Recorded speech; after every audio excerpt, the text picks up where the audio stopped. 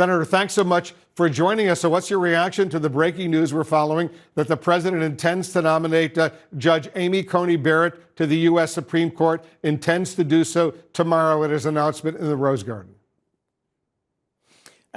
Great to be on with you again, Wolf. Thank you for the opportunity. As Justice Ginsburg lies in state in the Capitol today, we should not be racing forward with this nomination. What matters most is that health care is on the ballot and is in front of the Supreme Court.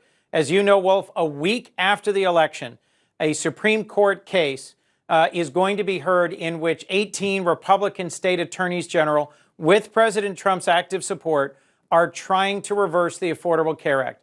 Justice Ginsburg's life was dedicated to fighting for gender equity, and one of the most important provisions of the ACA prohibits discrimination based on gender against by insurance providers and protects those who are seeking health insurance against pre-existing condition discrimination.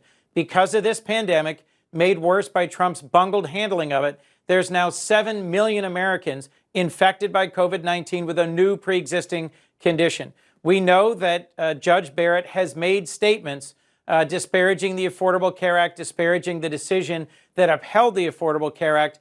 And I think this is a significant concern for millions of average Americans in the middle of a pandemic that doesn't seem to be going away anytime soon. That President Trump is going to nominate someone to ensure the ACA is repealed. Well, he's obviously going to nominate someone. He's going to do so tomorrow. And the chairman of your Judiciary Committee, Lindsey Graham, he's going forward, planning hearings already. You're the minority. That's the majority. They have the votes.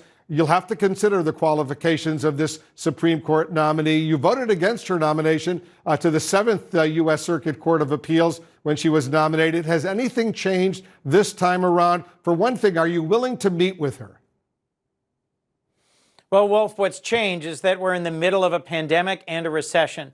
As I said at the Judiciary Committee yesterday, we should be taking the 39 days we have left until this election not to rush through this partisan nomination process. We won't have enough time to thoroughly investigate her background, to do the sort of research we would normally do. And instead, we ought to be taking this time to deliver another pandemic relief package to the millions of Americans who are unemployed, whose businesses are closed or closing, whose communities are struggling. This isn't what we should be doing with our time. But you have no this choice, close to an election. Senator, as you know, you'll have no choice. There is no precedent in American history for this. But you'll have no choice. The president's moving forward. The Republican majority in the Senate's moving forward. We're hearing that Senate Democrats do plan to ask the president's nominee to promise to recuse herself if the U.S. Supreme Court were to hear a case that could impact the results of the presidential election. Why do you think a recusal would be necessary? And do you think it's realistic that you might even get that kind of promise? I think it's relevant and necessary because President Trump himself recently said that he is nominating a justice and urging that the confirmation be rushed in order to have the deciding vote should there be an election contest that appears in front of the Supreme Court. That sort of public statement of motivation underlying the nomination, underlying the process, is exactly the sort of statement that should lead to a recusal. The president still refuses to commit to a peaceful transfer of power if he were to lose the election. Do Democrats have a strategy to deal with that hypothetical situation if, in fact, he does lose the election?